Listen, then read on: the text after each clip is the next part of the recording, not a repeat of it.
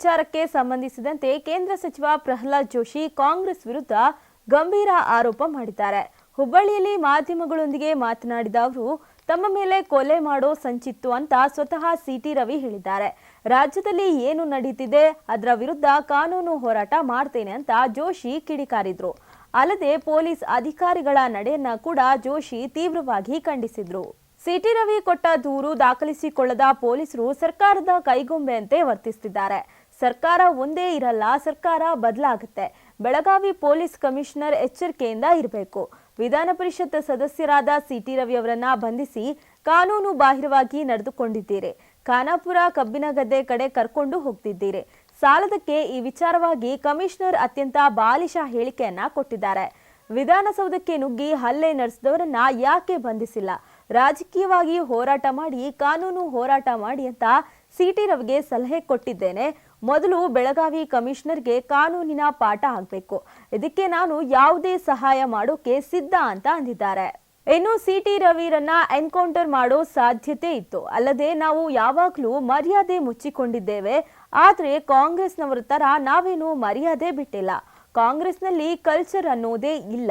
ಕಾಂಗ್ರೆಸ್ನಲ್ಲಿ culture uncivilised fellow ತುಂಬಾ ಜನ ಇದ್ದಾರೆ. ಇದ್ದುದ್ರಲ್ಲೇ ಕೆಲವೊಬ್ರು ಸೆನ್ಸಿಬಲ್ ಕೂಡ ಇದ್ದಾರೆ. ನಿಮ್ಮ ಹೋಮ್ ಮಿನಿಸ್ಟರ್ ಇಡೀ ರಾತ್ರಿ ಓಡಾಡಿಸಿದ್ದು ಗೊತ್ತಿಲ್ಲ ಅಂತಾರೆ. ಅಲ್ಲದೆ ಜಿಲ್ಲಾ ಉಸ್ತುವಾರಿ ಸಹ ಪೊಲೀಸರ ತಪ್ಪು ಮಾಡಿದ್ದಾರೆ ಅಂತ ಹೇಳ್ತಾರೆ. ಎಲ್ಲಾ ಮಂತ್ರಿಗಳು ಎಲ್ಲರೂ ಒಂದೇ ಹೇಳ್ಬೇಕು ಅಂತ ತೀರ್ಮಾನ ಮಾಡಿ ನಂತರ ಮಾತಾಡಿ ಅಂತ ಜೋಶಿ ವ್ಯಂಗ್ಯವಾಡಿದ್ರು. ಕಾಂಗ್ರೆಸ್ ಕುರಿತು ವಾಗ್ದಾಳಿಯನ್ನ ಮುಂದುವರಿಸಿ ಗೃಹ ಸಚಿವ ಜೆಂಟಲ್ಮೆನ್ ಅಂತ ಭಾವಿಸಿದ್ವು. ಇನ್ನು ರಾಜ್ಯ ಕಾಂಗ್ರೆಸ್ ಸರ್ಕಾರ ಹೋಮ್ ಮಿನಿಸ್ಟರ್ನ ಡಾರ್ಕ್ನಲ್ಲಿಟ್ಟು ಇದನ್ನೆಲ್ಲ ಮಾಡಿಸ್ತಿದ್ದಾರೆ. ಆದ್ರೆ ಈ ರೀತಿಯ ಕುತಂತ್ರದಿಂದ ಕಾಂಗ್ರೆಸ್ ಏನ್ ನಡೆಸ್ತಿದೆ, ಇನ್ನು ಇದರ ಸೂತ್ರಧಾರಿ ಯಾರು ಅಂತ ಸಿಎಂ ಉತ್ತರ ನೀಡಬೇಕು ಅಂತ ಜೋಶಿ ಒತ್ತಾಯಿಸಿದ್ರು. ಮರ್ಯಾದೆನ ಮುಚ್ಕೊಂಡೇ ಇರೋರು ನಾವು, ಅವ್ರಂಗೆ ಬಿಟ್ಟವ್ರಲ್ಲ ನಾವು. ಅದ್ರೊಳಗೆ ನನ್ನ ಪ್ರಕಾರ I may be wrong also. ಕಾಂಗ್ರೆಸ್ದಾಗ ಇದ್ರು ಸಹಿತ ಕಾಂಗ್ರೆಸ್ದಾಗ ಕಲ್ಚರ್ ಅನ್ನೋದಿಲ್ಲ. ಫಸ್ಟ್ ಕಾಂಗ್ರೆಸ್ ಇದೆ ಕಲ್ಚರಲ್ ಅನ್ಸಿವಿಲೈಸ್ಡ್ ಫೆಲೋಸ್ ಭಾಳ ಇದ್ದಾರೆ ಅಲ್ಲಿ. ಅದರಲ್ಲಿ ಕೆಲವ್ರು ಇದ್ದಿದ್ರಾಗ ಸ್ವಲ್ಪ ಸೆನ್ಸಿಬಲ್ ಇದ್ದಂಥವ್ರು ಇದ್ದಾರೆ. ಅಲ್ರಿ, ನಿಮ್ಮ ಹೋಮ್ ಮಿನಿಸ್ಟರ್ ನನಗೆ ಇಡೀ ದಿವಸ ಅಡ್ಡಾಡಿಸಿದ್ ಗೊತ್ತಿಲ್ಲ ಅಂತ ಹೇಳ್ತಾರೆ. ಜಿಲ್ಲಾ ಉಸ್ತುವಾರಿ ಮಂತ್ರಿ ಅವ್ರು ಹೇಳ್ಯಾರ, ಇಲ್ಲ ಅದು ನಾನು ರಾತ್ರಿನ ಪ್ರೊಡ್ಯೂಸ್ ಮಾಡಂತ ಹೇಳಿದ್ದೆ, ಅವ್ರು ಮಾಡಿಲ್ಲ, ತಪ್ಪು ಮಾಡಿದ್ದಾರೆ ಅಂತ ಹೇಳಿದ್ದಾರೆ. ಮೊದಲ ನೀವೆಲ್ಲ ಮಂತ್ರಿಗಳು ಕೂಡ್ರಿ. ನಾನು ಅವ್ರಿಗೆ ಹೇಳೋದು ಇಷ್ಟ, ಎಲ್ಲ ಮಂತ್ರಿಗಳು ಕೂಡ್ರಿ. ನೀವು ಮಂತ್ರಿಗಳು ಕೂತು ಏನು ಹೇಳ್ಬೇಕಂತ ಒಂದು ತೀರ್ಮಾನ ಮಾಡಿರಿ. ಇನ್ನು ಗೃಹ ಮಂತ್ರಿ ಹೇಳಿಕೆ ಏನದ, ಅವ್ರೇನು ಹೇಳಿದ್ದಾರೆ ಪರಮೇಶ್ವರ್ ಅವರು, ನಾನು ಇನ್ನೂ ಹೇಳಿದೆ ನಿಮ್ಗೆ. ಇದ್ದಿದ್ರಾಗ ನಾವು ಅವ್ರನ್ನ ಜೆಂಟಲ್ಮನ್ ಅಂತ ಭಾವಿಸಿವಿ. ಆಮೇಲೆ ನಿನ್ನೆ ನೀವು ಮಾತನಾಡಿ ಹೋದ ನಂತರ ನನಗೆ ಬಂದಿರುವಂಥ ಮೆಸೇಜ್ ನಿಜಕ್ಕೂ ಅವ್ರನ್ನ ಡಾರ್ಕ್ದಲ್ಲಿ ಇಟ್ಟಿದ್ದೆಲ್ಲ ಮಾಡಿದ್ದಾರೆ ಅಂತ. ಇದ್ರ ಹಿಂದೆ ಸೂತ್ರಧಾರಿ ಯಾರು ಅಂತ ತಿಳ್ಕೊಂಡು ಈಗ ಮುಖ್ಯಮಂತ್ರಿ ಹೇಳಬೇಕೀಗ. ಡಿಕೆ ಶಿವಕುಮಾರ್ ಹೇಳಿಕೆ ನಾಗರಿಕರಿಗೆ ಶೋಭೆ ತರುವಂತದ್ದಲ್ಲ. ಸಿಟಿ ರವಿ ಅವರ ಮೇಲಿನ ಆರೋಪವನ್ನ ಪೊಲೀಸರೇ ಅಫ್ಘಾನಿಸ್ತಾನದಲ್ಲಿ ಮಾಡೋ ತರ ಮಾಡ್ತಾರೆ ಅಂತ ಜೋಶಿ ಸರ್ಕಾರಕ್ಕೆ ಪ್ರಶ್ನೆ ಮಾಡಿದ್ದಾರೆ. ಇನ್ನು ಕಾಂಗ್ರೆಸ್ ಪಾರ್ಟಿ ಏನು ನಾನ್ಸೆನ್ಸ್ ಮಾತನಾಡ್ತಿದೆ, ಇನ್ನು MB Patil, HK Patil sensible ಆಗಿ ಮಾತನಾಡ್ತಾರೆ ಅಂತ ಅಂದುಕೊಂಡಿದ್ದೆ. ಆದ್ರೆ ಅವರು ಕೂಡ ನಾನ್ಸೆನ್ಸ್ ಆಗಿ ಮಾತನಾಡ್ತಿದ್ದಾರೆ ಅಂತ ಅಂದ್ರು.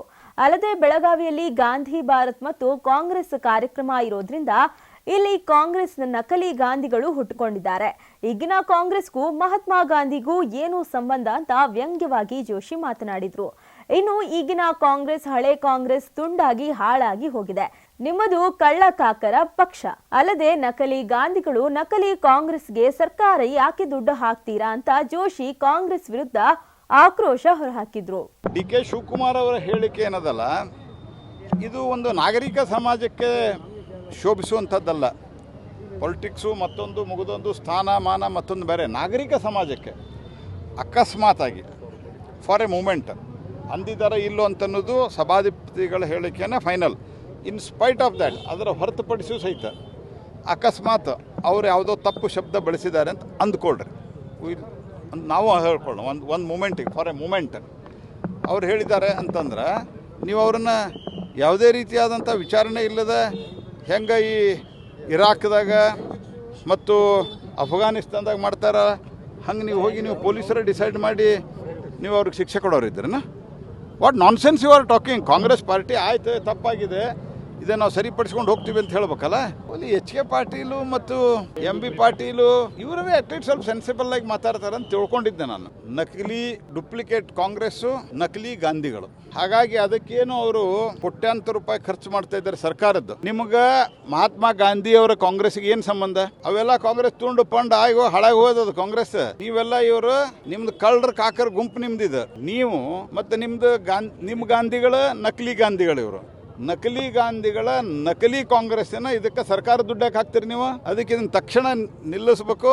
ಇನ್ನು ಇವರೇನು ಮಹಾತ್ಮ ಗಾಂಧಿಯವರ ಕಾಂಗ್ರೆಸ್ ವಾರಸುದಾರರಲ್ಲ ಅಂದಿದ್ದಾರೆ. ಅಲ್ಲದೆ ಜನರಿಗೆ ಎಲ್ಲ ಗೊತ್ತಾಗುತ್ತೆ, ಜನ ಏನು ಮೂರ್ಖರಲ್ಲ, ಮಹಾತ್ಮ ಗಾಂಧಿಗೂ ಕಾಂಗ್ರೆಸ್ಗೂ ಯಾವುದೇ ಸಂಬಂಧವಿಲ್ಲ.